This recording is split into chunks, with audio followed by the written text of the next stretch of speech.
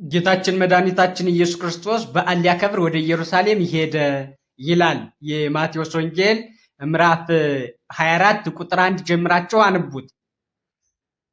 በዓል ሊያከብር ወደ ኢየሩሳሌም ሄደና የበዓሉ ፍጻሜ ሲደርስ ቅዱሳን ሐዋርያት ዘሩባቤል ሰሎሞን በሰራው ቤተ መቅደስ አምሳል የሰራውንና ሄሮድስ ያደሰውን ቤተ መቅደስ እያዞሩ አሳዩት። በወርቅ ተለስኖ በብር አጊጦ ስለነበረ የጧት ፀሐይ አርፎበት ያብረቀርቅ ነበረ፣ ይፈልቅ ነበረ።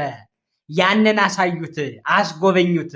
ሲያስጎበኙት ኢየሱስ ክርስቶስ ይህ ቤተ መቅደስ ይፈርሳል፣ ክህነታቸውም ይሻራል፣ ሕጋቸውም ይደመሰሳል፣ የሚመጻደቁበት ኦሪትም ያልፋል፣ ወንጌል ትተካለች፣ ዓለምም ያልፋል። እንኳን ይህ ቤተ መቅደስ ዓለም ራሱ ያልፋል። የሰው ልጅም የሚፈርሰው የማይፈርሰውን የሚበሰብሰው የማይበሰብሰውን መውረስ ስለማይችል ሙቶ ተነስቶ የዘላለም ሕይወትን ይወርሳል። ትንሣኤ ዘለክብርና ዘለሐሳርን ይነሳል ብሎ የምጽአቱንም ነገር የዓለምንም ፍጻሜ ነገራቸው እና ቅዱሳን ሐዋርያት በደብረ ዘይት ብቻውን ሲቀመጥ እረፍት ሲያገኝ ብቻቸውን ጠየቁት ይላል። እንዲህ ብለው ጌታ ሆይ አንተ ልትመጣ ስትል ምልክቱ ምን ይሆናል? የምትመጣበት ቀንስ መቼ ነው? የምትመጣበት ዘመንስ መቼ ነው? እንዲያው ልትመጣ ስትል ዓለም ሲያልፍ ሊያልፍ ሲል ምን ይሆናል? ምልክቱ ምንድን ነው? ንገረን አሉት። በረከታቸው እጥፍ ድርብ ሆኖ ይድረሰን፣ እጥፍ ድርብ ሆኖ ይደርብን። የአባቶቻችን ሐዋርያት አየው ይህንን ጥያቄ ባይጠይቁትና ለዚህ ጥያቄ መልስ ባያገኙ ዓለም ስርዓት አይኖረውም ነበር። ዓለምን ገድቦ የያዘ የማስጠንቀቂያ ደወልን የሚደውል ይህ የማቴዎስ ወንጌል ምዕራፍ 24 ነው። እንዳንሸወድ እንዳንታለል ሰይጣንና ሰራዊቱ እንዳይሸውደን ያደረገን ይህ ወንጌል ነው። ከ2000 ዓመት በፊት የተጻፈ ማለት ነው። ስለዚህ ኢየሱስ ክርስቶስ ለዚህ ጥያቄያቸው እንዲህ ሲል መለሰላቸው። አንደኛ አላቸው እኔ ክርስቶስ ነኝ እያሉ በስሜ ብዙዎች ይመጣሉና እንዳያስቷችሁ ተጠንቀቁ። እኔ ክርስቶስ ነኝ እያሉ ይመጣሉ ማለት ነው። መንፈስ ቅዱስን አየሁት፣ ወረደልኝ፣ ታየኝ። እኛ የእንጀራ ልጆቹ ነን እንደማይታየን በደሙ የገዛን እኮ ነን። ለእኛ አይታይም እንዴ መንፈስ ቅዱስ? እኛ እናየውም እንዴ?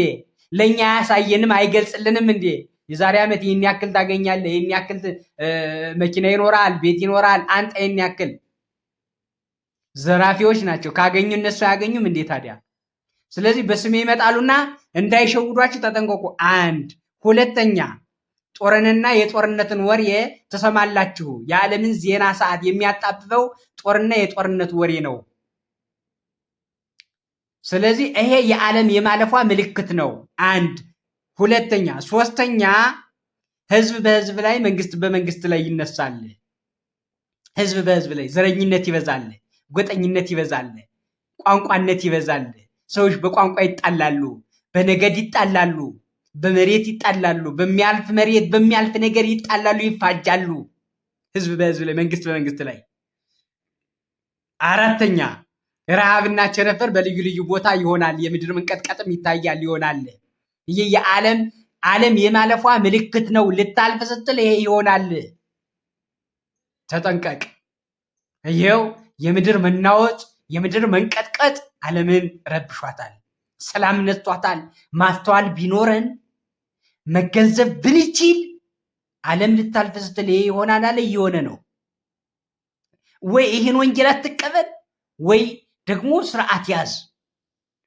አሁን ሁለት አማራጭ አለን። ወይ ይህን ወንጌል አለመቀበል ነው፣ ወይ ደግሞ እንዳይዛብ አለመቀበል ነው፣ ወይ ደግሞ ስርዓት መያዝ ነው፣ ክርስቶስን መምሰል ነው። ሌላው አምስተኛ በዚያ ጊዜ ለመከራ አሳልፈው ይሰጧቸዋል። አባት ልጁን፣ ልጅ አባቱን ይከሳል።